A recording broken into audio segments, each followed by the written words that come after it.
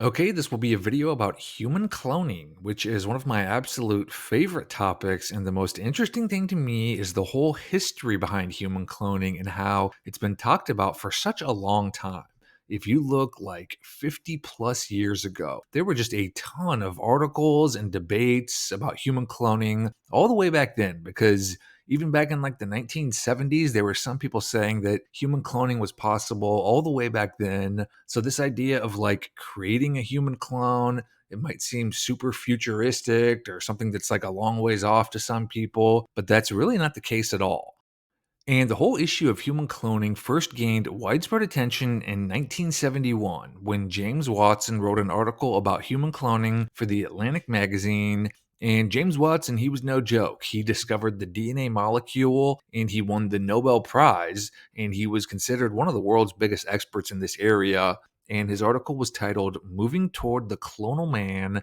And he talked of how animals were starting to be cloned in labs, and it was only a matter of time, only a matter of short time before humans could be cloned as well. And he basically rang the alarm bell in this article and said that human cloning would just have this massive impact on society. He talked about how entire races or groups of people might be eliminated and just wild, wild stuff like that. And this article really did just cause a sensation. If you look at the years that followed it, there were just so many news articles and coverage of human cloning, just tons of articles. And most of these articles talked about how human cloning was pretty much going to be possible very soon. If it hadn't yet been accomplished, human cloning, if it isn't here yet, it will be, says that headline from the early 1970s. Human cloning possible if not yet accomplished. Is cloning right around the corner? This article, Carbon Copy Man, said that human cloning would be, quote, the most drastic biological change in all of humankind's recorded history. And again, all these articles are from the early 1970s, 50 plus years ago, and there are many, many more just like them. And the stuff that's talked about throughout these articles, it's just wild. This article, Duplicating People May Become a Fact of Life, it's from all the way back in 1971. And it talks about how human cloning could actually program the human race into extinction. And multiple articles talked of how we might even reach a point where every person on Earth would have a clone double that's stored away in like a warehouse somewhere. And then they could use this clone for spare parts if they ever needed like a lung transplant or a blood transfusion. There was just a ton of talk about cloning important historical figures, famous athletes, and entertainers. That's always mentioned throughout these articles. And there was even speculation that individuals cloned from the same person would be able to communicate telepathically. And so there's one article talking how countries would start building entire spy networks of cloned people who would communicate telepathically with each other. I mean, there's just so much, just really wild, very interesting stuff like that.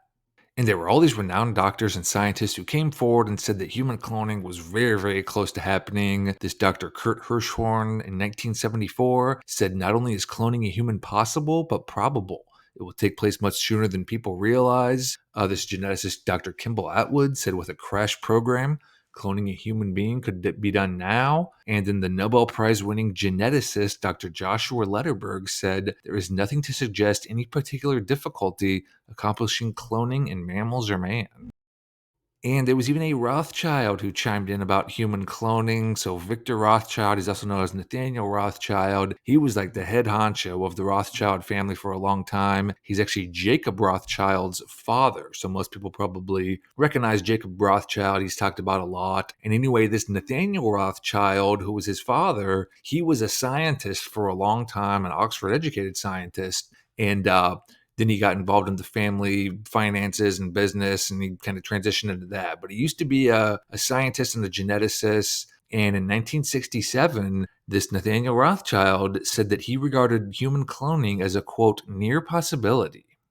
And there was this famous biologist, his name was Dr. Robert Sinsheimer, and he predicted in 1968 that it would be possible to clone a human being in 10 years. So it really was just talked about by so many people, and so many people talked about how it was basically just an inevitability that human cloning was just right around the corner. And again, this was all the way back in the late 1960s, early 1970s.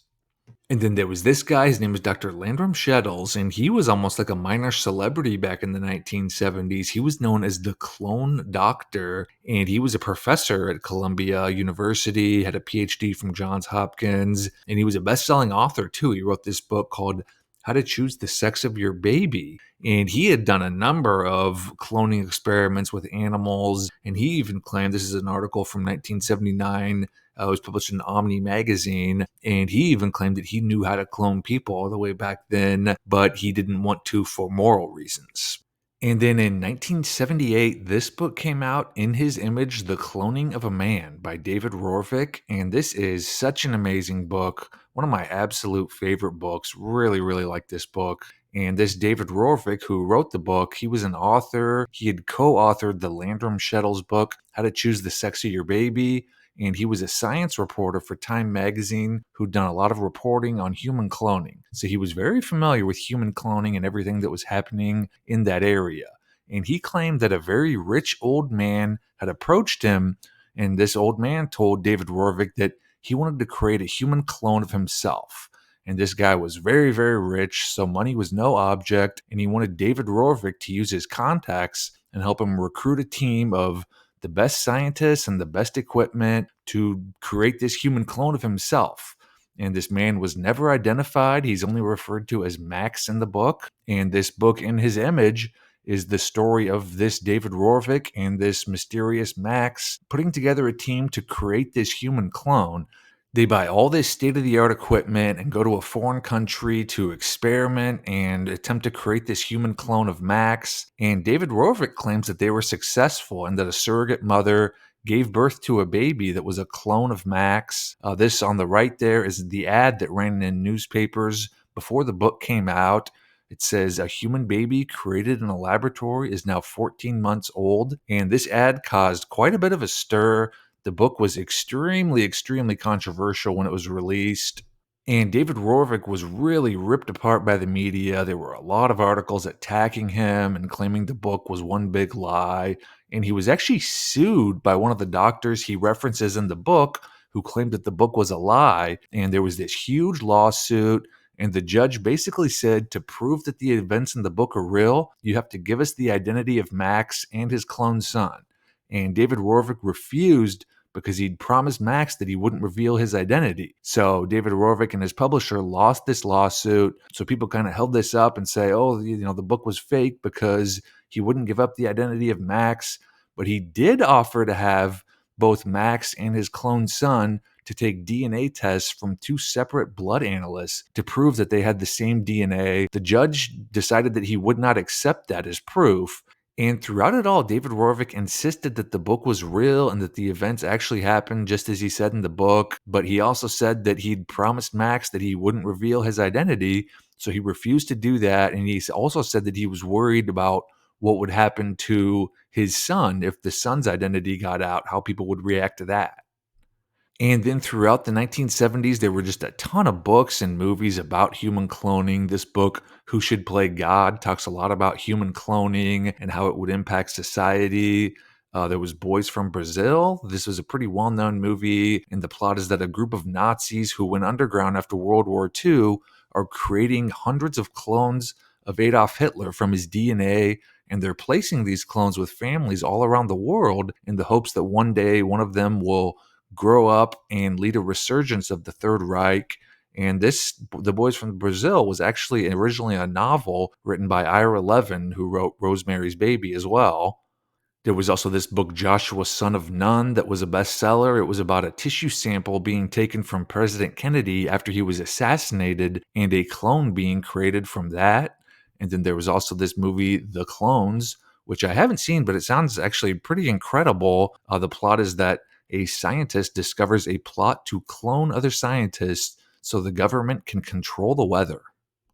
So the point is that this was 50 years ago and human cloning was just everywhere. There was so much attention being paid to it, so many articles written about it. There were many prominent scientists saying that it was essentially possible all the way back then to create a human clone.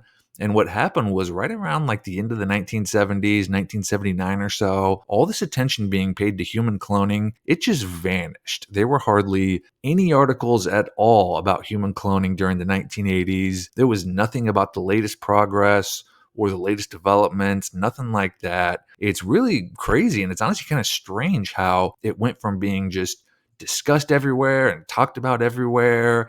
And then there was just nothing. There were a few assorted articles here and there during the 1980s that talked about human cloning, but there really was not much. Probably the biggest thing I could find was this article in a 1988 issue of Omni magazine. And even this article, which was from 40 years ago, says right there on the cover, human cloning, the miracle that's about to happen. So 40 years ago, saying it's about to happen. But this article was honestly about it. There really was hardly any attention or any coverage at all of human cloning during the 1980s and even into the early 1990s.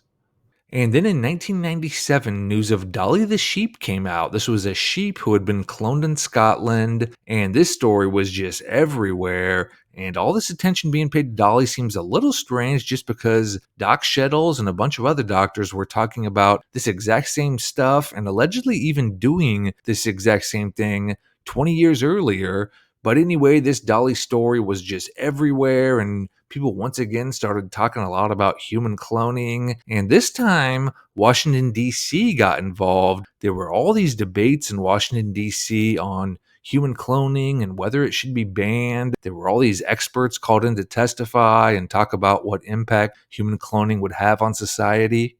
And you can actually go to the C-SPAN website and find archives of a lot of these broadcasts of these congressional hearings. If you search for human cloning, you can find just hours of debates about human cloning. And it's honestly kind of weird to see people like Joe Biden and Dianne Feinstein and all these names of people you recognize just debating human cloning and talking about what type of impact it'll have.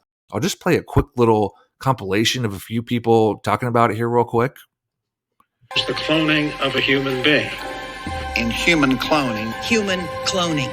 Ban human cloning. I'm taking further steps to prevent human cloning. And Bill Clinton even got involved. He passed legislation banning the use of federal funds for human cloning. And sometimes you see people reference this online. They'll say, oh, Bill Clinton banned human cloning, but that's not what the bill was. This bill only banned the use of federal funds on human cloning projects. So universities and scientists, they couldn't use government funds for human cloning research, but private companies were still free to use their own money to research human cloning. And just about a year after Dolly, in 1998, this company Clonaid announced that they had given birth to a cloned baby, and they were based in Canada. This was one of their scientists, Bridget Bosselier. She was everywhere talking about this cloned baby for a while. And this whole Clonaid story is really strange because the company was founded by this guy. His name is Rael, and he was the leader of a religious cult. And then for whatever reason, this cult got involved with human cloning. And Rael and Bridget Bosselier both testified about human cloning during some of the hearings in Washington, and they were really in the news quite a bit for a while. They were even spoofed on Saturday Night Live. And it honestly seems kind of strange to me that these are the two people who were held up as the first people to clone a human officially. They're both pretty wacky. Rael said that he was abducted by aliens at one point, and the cult they were members of has just a lot of weird things surrounding it. So I do kind of find it suspicious that Rael became the guy who was sort of like the face of human cloning in the 1990s instead of some, really educated scientist or really well-spoken geneticist. It's almost like they were trying to discredit human cloning and make it seem like this really wacky thing that was really far out there. And so they chose these two people as the face of the latest human cloning developments. But anyway, the point is that this was over 25 years ago that Clonaid said they'd cloned a person, and 25 years before that, there was just a ton of talk of human cloning being possible very soon. So there's really a long history when it comes to human cloning. And today, human cloning has almost become like mainstream again. The cloning of animals is done absolutely all the time. Horses are always cloned. It's turned into just a huge business. There's all these articles out there about how it's transforming horse racing and polo. Cloning livestock is done all the time on farms. It's totally a common thing to do. There's a ton of articles out there and even like diagrams showing you exactly what to do. And one thing that's gotten really popular just very recently is the cloning of pets. And there's a ton of articles about there about people cloning their dead pets. And apparently, this is just a huge business. There's a whole bunch of celebrities who've done this, and there's tons of articles out there about it. Barbara Streisand and Paris Hilton, Tom Brady, Diane von Furstenberg, there's a whole bunch of them. So apparently this is like a really big business and it's getting to be very popular with a lot of people. So that's kind of like the official history of human cloning, and just that official history is so interesting to me. But there are also a lot of rumors and speculation online, just a ton of stuff out there about human cloning, rumors that behind the scenes, the cloning technology is just way more advanced than what we're being told. Cloning facilities, celebrities have been cloned, a whole bunch of stuff like that. So I'll just rip through a few interesting things. Some of it's pretty difficult, if not impossible to verify, but it's still definitely interesting. And I could always explore some of these topics more in an upcoming video if people are interested. And the first question is always, how far along is the technology? Because Clonaid claimed they cloned a person 25 years ago, and there was talk of it being possible even 25 years before that. And like I mentioned, the cloning of animals is basically widespread by now. It's really not even that difficult of a process. You just basically destroy the genetic material in an egg cell with a UV light, and then you inject that egg cell with a sperm cell of whatever you want to clone. And since there's no genes present from the egg cell owner in the egg, the organism that eventually forms only has the genetic makeup of the sperm cell donor. It's a replica. But that process only creates a cloned baby of the person or animal or whatever it is that you're cloning. There's also just a ton of rumors that the technology is so much more advanced and that it's possible to create an adult clone of a person. Some reports claim it can be done in only a matter of weeks. And it's been said by a few people that there's some sort of pituitary extract that an organism can be put into, and this causes the cells to divide very rapidly. So this clone can be grown to whatever age you want it to be grown in just a very short amount of time. And one of the first guys to talk about this was this guy. His name is Dr. Peter David Beater. And yes, he has a funny name, Peter Beater, but the stuff he would talk about back in the day was just absolutely fascinating. So all the way back in the 1970s, he claimed that he was majorly connected to a group of powerful people who fed him a bunch of information about what was going on in the world behind the scenes. And he was definitely connected. He was previously a lawyer in Washington, D.C., who even argued cases in front of the U.S. Supreme Court. And after that, he got involved in gold mining projects in Africa. And if you know anything about gold, you know that's where a lot of powerful people, spend their money and are involved in that. And the stuff that he talked about and learned from these supposed connections that he had is just incredible. He was definitely plugged into someone because he constantly would predict things that at the time seemed very hard to believe or very outlandish, but ended up becoming true down the road. For example, in early 1973, he predicted that Spiro Agnew would resign as vice president, which really made no sense at the time because there were no scandals or anything to suggest that he was going to resign. But a couple months later, right on schedule, he did resign just as Peter David Beater said he would. He also predicted that Richard Nixon would be forced to resign, and he predicted this when it looked like Watergate was just running out of steam and looked like it would just die out completely. He was right on that, and he also predicted that Gerald Ford would become president and then Nelson Rockefeller would be named as vice president, and that did happen as well. So he was definitely connected. He was a really smart guy, and around 1978, he started talking a lot about information that he was being fed about human cloning and how it was basically the latest and most incredible intelligence weapon out there, that behind the scenes, the Soviet Union and America were just really focused on developing this human cloning technology. And he claimed all the way back then they were able to create full-fledged adult replicas of people, and what he talks about just gets wild. He called them organic robotoids, and he claimed the Soviet Union was creating clones of America's leaders, and America was creating clones of the Soviet leaders, and he talks about all this insanity of people being killed off and having clones take their place and the general public just being totally unaware of it.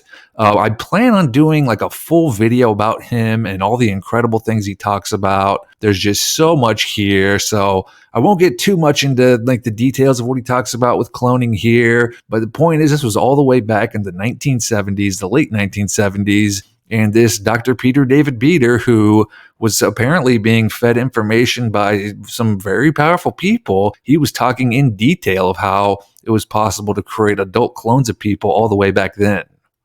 And then there's Donald Marshall, and he caused quite a stir fairly recently, just a few years ago, when he talked about how he grew up in an underground cloning facility. The stuff he talks about is just wild, really far out there. Some of it kind of seems crazy or hard to believe at first, but he really goes into detail about these cloning facilities and what goes on there. And he talked of how there's just a ton of celebrities and politicians who are cloned in these facilities. He said there's replication cloning, which is creating a baby from a person's cell. And then there's duplication cloning, which is creating an adult duplicate of that person.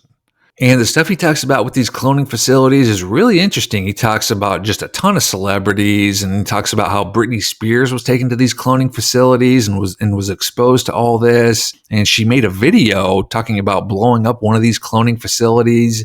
And this is a thing. He wasn't just making this up. Britney Spears' video for this song Break the Ice is like this anime style video where she's this kind of like superhero secret agent type girl who breaks into a cloning facility, and there's all these human clones stored in there, and she ends up blowing it up. So it does seem like there might be something here. She was trying to tell people something in this video, because I can't imagine when they were just sitting around brainstorming ideas for the latest Britney Spears video that they just randomly came up with the idea of having a video of her breaking into an underground cloning facility. It seems kind of hard to believe that they would just randomly come up with that idea. So you do wonder if there is something here with this. And all this stuff Donald Marshall talks about, I mean, it would be virtually impossible to prove, and some of it is really difficult to just wrap your head around, but he's definitely very knowledgeable about this stuff and goes into a lot of detail. So he either has a heck of an imagination or he did experience some of the stuff that he talks about. And just over the past few years, it seems like human cloning is basically as mainstream as it was back in the 1970s, pretty much on like a weekly basis. There's new articles and things out there about human cloning and speculation about celebrities who've been cloned. There is a ton out there about Kanye West being replaced by a clone, because about a year or two ago, he made some pretty explosive, controversial claims, and then he just disappeared. And when he came back, he did not look like the same person, and he was acting all weird. And just a few months ago, very recently, Donald Trump reposted somebody else's post about Joe Biden being replaced by a clone. And I mean, this is just absolutely crazy to me that you have the freaking president of the United States posting this claim for everyone to see that Joe Biden is a human clone. And of course, this was just ripped apart by the mainstream media, talking about how outlandish this was, and there's no way Joe Biden could be a clone. But true or not, I just cannot believe that you have the president of the US posting about his opponent being a human clone. And much like the 1970s, there are just so many movies and TV shows about human cloning that are coming out. There's these two shows that are new right here. They're both about human cloning. Orphan Black, this ran for a long time and has a couple spin-off series. It's all about human cloning. This Keanu Reeves movie, Replicas, came out a few years ago, where he clones his family after they die in a car wreck. And then this They Clone Tyrone movie is a Jamie Foxx movie. This movie was a really big deal when it came out about a year ago, basically about these people who discovered this underground cloning facility that actually has a lot of similarities to everything that Donald Marshall talked about. And interestingly, after the movie came out, Jamie Foxx disappeared. And when he reappeared, he looked nothing like he used to, and it was claimed he suffered a stroke and was all sick for a while, but it was definitely a little suspicious, and there was a ton of talk online about him being a clone. And there are just so many celebrities who are rumored to be from the clone DNA of another celebrity. There's just a ton of lookalikes out there and people who look nearly identical. Justin Trudeau and Fidel Castro, you see a lot about how similar they look. There's a lot out there about Justin Trudeau possibly being the son of Fidel Castro, but I wonder if he's a clone of Fidel Castro. I talked about this in one of my recent videos where I talk about celebrities with strange backgrounds, but Justin Trudeau's parents basically idolized Fidel Castro. And one thing that's always talked about in a lot of these older articles about human cloning was being able to clone important historical figures and politicians, celebrities. That's actually the plot of Boys from Brazil. They create a bunch of Hitler clones in the hopes that they'll grow up to emulate him and his life. So I honestly wonder if Trudeau was cloned from Fidel Castro. They really do look eerily alike, and his parents had a very, very close relationship with Fidel Castro. And like I mentioned, they pretty much just idolized Fidel Castro. So definitely interesting. Anyway, that's a bit of a rundown on human cloning and the history of it. It's really not as far-fetched or futuristic as some people believe. I think the whole history with how much this was talked about 50 plus years ago is just so interesting. It's just crazy how many articles about it there were back then. And to me, personally, it seems like this cloning technology not only exists, but probably has existed for quite some time. And they just do not want the average person to have access to it. And honestly, that might be for the best, because so many articles from back in the day about human cloning are just really doom and gloom articles that warn that mass human cloning would bring about the end of individuality and the end of uniqueness, and some even speculated that it could lead to the end of humanity as we know it. So, perhaps it is best that the average person doesn't have access to this kind of technology, and this whole thing has kind of been kept under wraps. But lastly, just wanted to give a big shout out to the members here on YouTube and on Patreon.